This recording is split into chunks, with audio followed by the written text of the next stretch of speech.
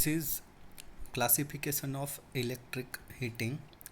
We studied in previous lecture.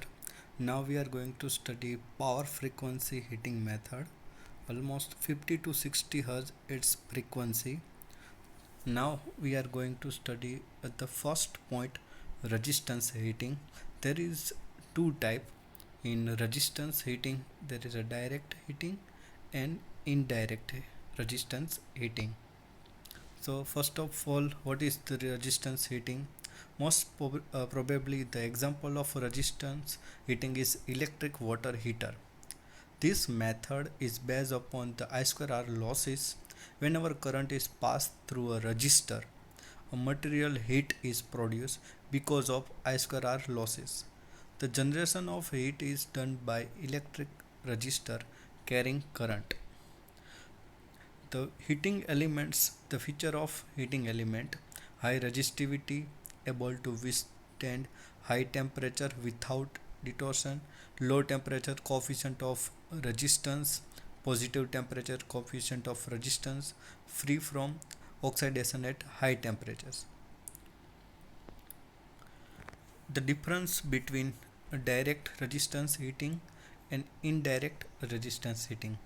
We study a different two to three points regarding both heating method. In first direct resistance heating method, electric current is passed through the body, a charge to be heated.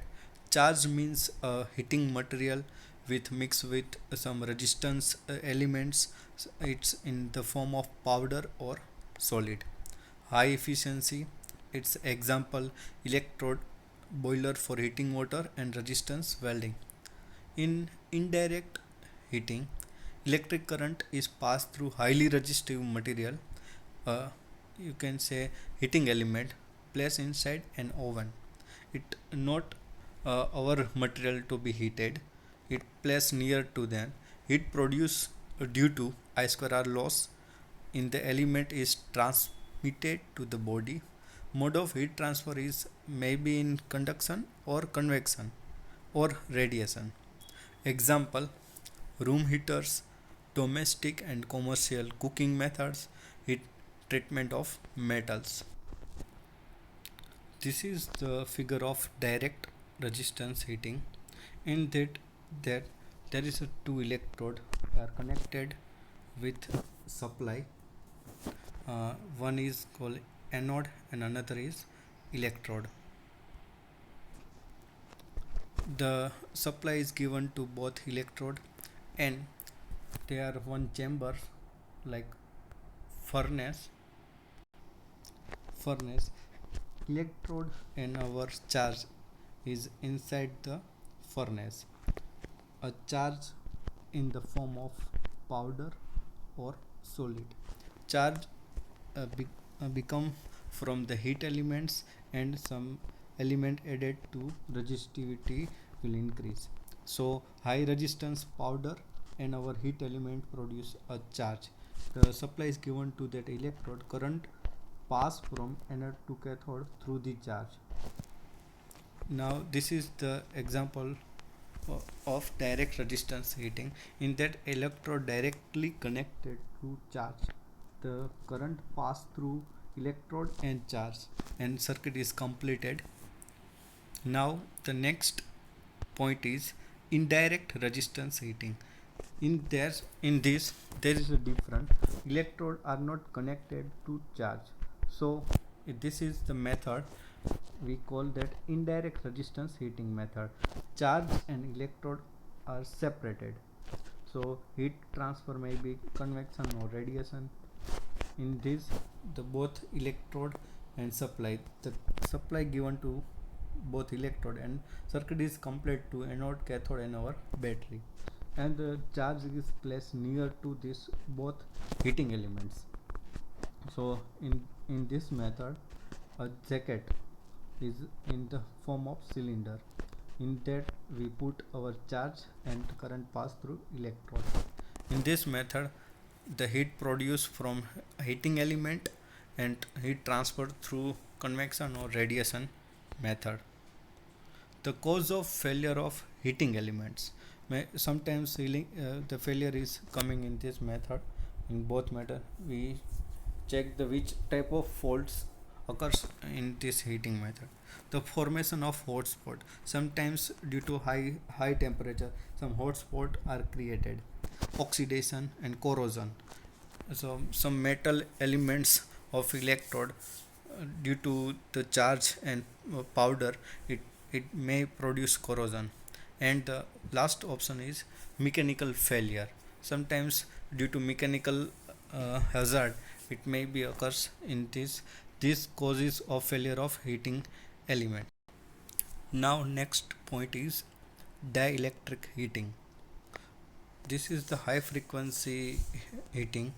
Power frequency is resistance and arc.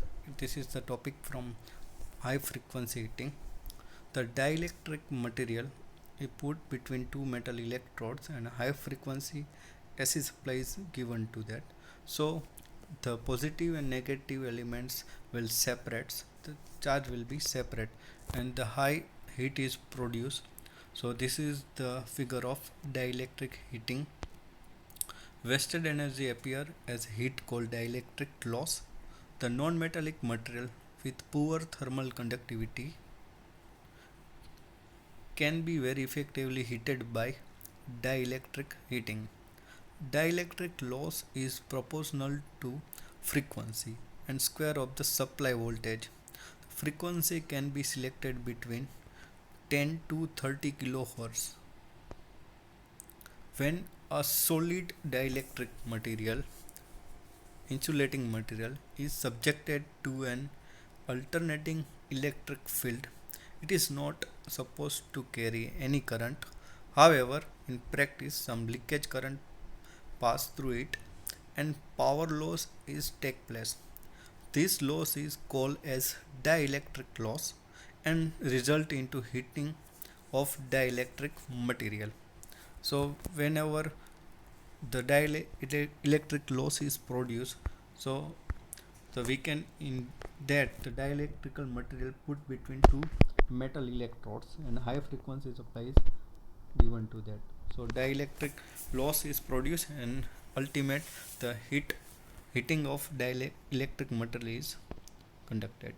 The application of dielectric heating: plywood industry, sand core baking, plastic industry, tobacco industry, bakeries, electronic savings, dehydration of food, electromedical applications, book binding. This is the application of dielectric heat. Next, after the application of dielectric heating, we will see the advantage of dielectric heating. There are so many advantages in dielectric heating. The first heating is very quick. The operation is very fast. You can start and stop anytime. Second, the efficiency is very higher. Almost this is the main impact of utilization of electrical energy. In that, the efficiency is very high. Heating is uniform. Whatever we put between two plates, the almost the heat is uniform. Being free from smoke, dust, process is very clean. There is no smoke and dust generated through these heating methods. There are no flue gases, no risk of pollution. Natural or burning of wood or other boilers and furnace, they produce gases, smoke, dust, and so many pollution. It hazard the total environment. So this method will not generate any smoke, dust, and very clean process quickly in operation. Efficiency is very high. The last one is it is produced due to dielectric loss occurs in the material itself.